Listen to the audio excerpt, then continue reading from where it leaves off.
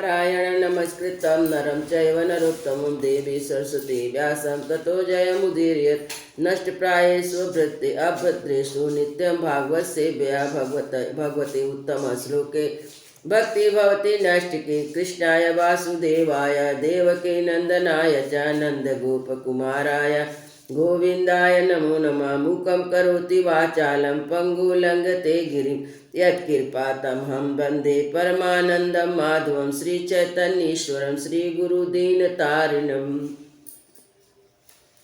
श्रीमद् भागवत महापुराण छठा स्कंद अध्याय 3 यम और यमदूतों का संवाद। राजा परीक्षित ने पूछा, भगवान देवादि धर्मराज के बस में सारे जीव हैं और भगवान के पार्षदों ने उन्हीं की आज्ञा भंग कर दी तो उनके दूतों को अपमानित कर दिया। जब उनके दूतों ने यमपुरी में जाकर उनसे अजामिल का वृत्तांत कह सुनाया तब सब कुछ सुनकर उन्होंने अपने दूतों से क्या कहा, ऋषवर, मैंने पहले यह बात कभी नहीं सुनी कि किसी ने किसी भी कारण से धर्मराज के शासन का उल्लंघन किया हो। भगवान, इस विषय में लोग बहुत संदेह करेंगे और उनका निवारण आपके अतिरिक्त दूसरा कोई नहीं कर सकता, ऐसा मेरा निश्चय है। श्री सुखदेव जी ने कहा, परीक्षित, जब भगवान के पार्षदों ने यमदूतों का प्रयत्न विफल कर दिया तब उन लोगों ने संयमनी पुरु के स्वामी एवं अपने शासक यमराज के पास जाकर निवेदन किया। यमदूतों ने कहा, प्रभु, संसार के जीव 3 प्रकार के कर्म करते हैं, पाप पुण्य अथवा दोनों में मिश्रित। इन जीवों को उन कर्मों का फल देने वाले शासक संसार में कितने हैं? यदि संसार में दंड देने वाले बहुत शासक हो तो किसे सुख मिले और किसे दुख, इसकी व्यवस्था एक सी ना हो सकेगी। संसार में कर्म करने वालों के अनेक होने के कारण यदि उनके शासक भी अनेक हो तो उन शासकपना नाम मात्र होगा। जैसे एक सम्राट के अधीन बहुत से नाम मात्र के सामंत होते हैं। इसलिए हमें तो ऐसा समझते हैं कि अकेले आप ही समस्त प्राणियों और उनके स्वामियों के अधीश्वर हैं। आप ही मनुष्यों के पाप और पुण्य के निर्णायक दंडदाता और शासक हैं। प्रभु, अब तक संसार में कहीं भी आपके द्वारा नियत किए हुए दंड की अवहेलना नहीं हुई थी, किंतु इस समय 4 अद्भुत सिद्धों ने आपकी आज्ञा का उल्लंघन कर दिया। प्रभु, आपकी आज्ञा से हम लोग एक पापी को यातना गृह की ओर ले जा रहे थे, परंतु उन्होंने बलपूर्वक आपके फंदे काट कर छुड़ा दिए। हम आपसे उनका रहस्य जानना चाहते हैं। यदि आप हमें सुनने का अधिकारी समझे तो प्रभु कहें।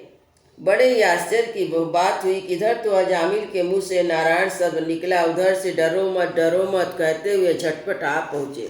श्री सुखदेव जी कहते हैं, जब दूतों के इस प्रकार प्रश्न किया तब देव शिरोमणि प्रजा के शासक भगवान यमराज ने प्रसन्न होकर श्रीहरि के चरण कमलों का स्मरण करते हुए उनसे कहा।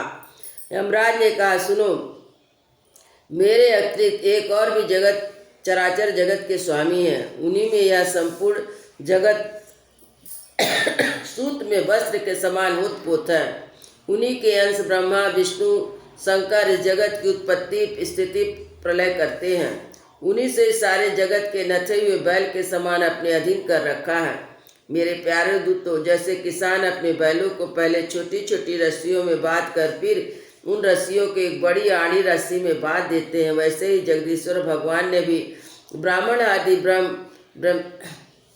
वर्ण और ब्रह्मचर्य आदि आश्रम रूप छोटी छोटी नाम की रस्सियों से बांध कर फिर सब नामों को वेदवाणी रूप बड़ी रस्सी से बांध रखा है। इस प्रकार सारे जीव नाम एवं कर रूप बंधन में बंधे हुए भयभीत होकर उन्हें ही अपना सर्वस्व भेंट कर रहे हैं। दूतों में इंद्र, निर्विक्त, वरुण, चंद्रमा, अग्नि, शंकर, वायु, सूर्य, ब्रह्मा, 12 आदित्य, विश्व देवता, 8 वसु, 7 49 मरुत, सिद्ध, 11 रुद्र, रजोगुण एवं तमोगुण से रहित भृंगु आदि प्रजापति और बड़े बड़े देवता सब के सब सत प्रधान होने पर भी उनकी माया के अधीन है। तब भगवान कब क्या किस रूप में करना चाहते हैं इस बात को नहीं जानते, तब दूसरे की बात ही क्या है। दूतों, जिस प्रकार घट पट आदि रूपवान पदार्थ अपने प्रकाशक नेत्र को नहीं देख सकते, वैसे ही अंतकरण में अपने साक्षी रूप से स्थित परमात्मा को कोई भी प्राणी इंद्रिय, मन, प्राण, हृदय, वाणी या किसी भी साधन के द्वारा नहीं जान सकता। वे प्रभु सबके स्वामी स्वयं परम स्वतंत्र है। उन्हीं मायापति पुरुषोत्तम की दूत उन्हीं के समान परम मनोहर रूप गुण स्वभाव से संपन्न होकर इस लोक में प्राय विचरण किया करते हैं। विष्णु भगवान के सुर पूजित एवं परम अलौकिक पार्षदों का दर्शन बड़ा दुर्लभ है। वे भगवान के भक्तजनों को उनके शत्रुओं से, मुझसे और अग्नि आदि से विपत्तियों से सर्वदा सुरक्षित रखते हैं। स्वयं भगवान ने ही धर्म की मर्यादा का निर्माण किया है। उसे ना तो ऋषि जानते, ना देवता, ना सिद्ध गण। ऐसी स्थिति में मनुष्य, विद्याधर, चारण, असुर आदि जो जान ही कैसे सकते हैं। भगवान के द्वारा निर्मित भागवत धर्म परम शुद्ध, अत्यंत गोपनीय है। उसे जानना बहुत कठिन है। जो उसे जान लेता है भगवत स्वरूप प्राप्त हो जाता है। दूतों, भागवत धर्म का रहस्य हम 12 व्यक्ति ही जानते हैं। ब्रह्मा जी, देवर्षि नारद, शंकर, सनत कुमार, कपिल देव, स्वयंभू मनु, प्रहलाद, जनक, भीष्म पितामह, बलि, सुखदेव जी और मैं धर्मराज। इन जगत के जीवों के लिए बस यही सबसे बड़ा कर्तव्य परम धर्म है। वे नाम कीर्तन आदि उपाय से भगवान के चरणों में भक्ति भाव प्राप्त कर ले। प्रिय दूतों, भगवान के नाम उच्चारण की महिमा तो देखो। अजामिल जैसा पापी भी एक बार नाम उच्चारण करने से मृत्युपाश से छुटकारा पा गया। भगवान के गुण लीला नामों का भली भांति कीर्तन मनुष्य के पापों का सर्वदा विनाश कर दे, या कोई उसका बहुत बड़ा फल नहीं है। क्योंकि अत्यंत पापी अजामिल ने मरने के समय चंचल चित्त से अपने पुत्र का नाम नारायण उच्चारण किया था। इस नामाभास मात्र से उसके सारे पाप क्षीण हो गए और मुक्ति की प्राप्ति हो गई। बड़े बड़े विद्वानों की बुद्धि कई भगवान की माया से मोहित हो जाती। वे कर्मों के मीठे मीठे फलों का वर्णन करने वाले अर्थवाद रूपी वेदवाणी से मोहित हो जाते और यज्ञ आदि बड़े बड़े कर्मों में संलग्न रहते हैं। तब इन सुगम मति से सुगम भगवान नाम की महिमा को नहीं जानते। यह कितने खेद की बात है। प्रिय दूतों, बुद्धिमान पुरुष ऐसा विचार कर भगवान अनंत में ही संपूर्ण अंतकरणों से अपना भक्तिभाव स्थापित करते हैं। वे मेरे दंड के पात्र नहीं है। पहली बात तो यह कि वे पाप करते ही नहीं, यदि वह कदाचित संयोगवश कोई पाप बन भी जाए तो उसे भगवान का गुणगान तत्काल नष्ट कर देता है। ऐसे समदर्शी साधु भगवान को ही अपना साध और साधन दोनों ही समझकर उन पर निर्भर है। बड़े बड़े देवता रसिद उनके पवित्र चरित्रों का प्रेम से गान करते हैं। भगवान की गदा उनकी सदा रक्षा करती है। उनके पास तुम लोग कभी भूल कर भी मत पटक जाना। उन्हें दंड देने की सामर्थ्य न हमें न साक्षात काल में ही है। बड़े बड़े परमहंस दिव्य रस के लोभ से पर संपूर्ण जगत और शरीर आदि से भी अपनी अहंता महंता हटाकर अकिंचित होकर निरंतर भगवान मुकुंद के पदारविंदों का मकरंद रसपान करते रहते हैं। जो दुष्ट उस दिव्य रस से विमुख है, उसे नरक के दरवाजे पर घर गृहस्थी की प्रतिष्ठा का बोझा बांध कर उसे ढो रहे हैं। उन्हीं को मेरे पास बार बार लाया करो। जिनकी जीभ भगवान के गुणों और नामों का उच्चारण नहीं करती, जिनका चित्त उनके चरणार बिंदु का चिंतन नहीं करती, जिनका सिर एक बार भी भगवान कृष्ण के सामने नहीं झुकता, उन भगवत सेवा विमुख पापियों को ही मेरे पास लाया करो। आज मेरे दूतों ने भगवान के पार्षद का अपराध करके स्वयं भगवान का ही तिरस्कार किया है। यह मेरा ही अपराध है। पुराण पुरुषोत्तम भगवान नारायण हम लोगों का यही अपराध क्षमा करें। हम अज्ञानी होने पर हैं, हम अज्ञानी होने पर भी हैं उनके निजन।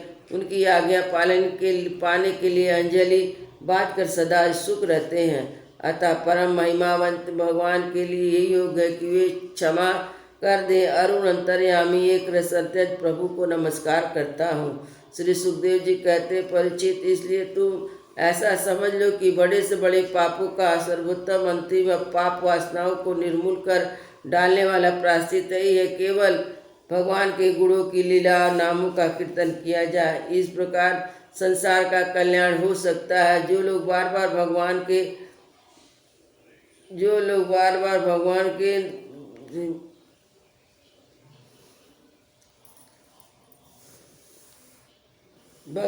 गुणों की लीलाओं नामों का कीर्तन किया करते हैं, इसी संसार से कल्याण हो सकता है। जो लोग बार बार भगवान के उदार कृपा पूर्ण चरित्रों का श्रवण कीर्तन करते हैं, उनके हृदय में प्रेममयी भक्ति का उदय हो जाता है। उस भक्ति जैसे आत्म शुद्ध होती वैसे चंद्रायण आदि व्रतों से नहीं होती। जो मनुष्य भगवान श्री कृष्ण के चरणारविंद मकरंद रस का लोभी भ्रमर है, वह स्वभाव से ही माया के दुखद और पहले से छोड़े हुए विषयों में फिर नहीं रमता। किंतु जो लोग उस दिव्य रस से विमुख है, कामनाओं ने उनकी विवेक बुद्धि पर पानी फेर दिया, वे अपने पापों का मार्जन करने के लिए पुनः प्रयासित कर्म करते हैं। इससे होता यह है कि उनके कर्मों की वासना मिटती नहीं, फिर वह तो वैसे ही दोष कर बैठते हैं।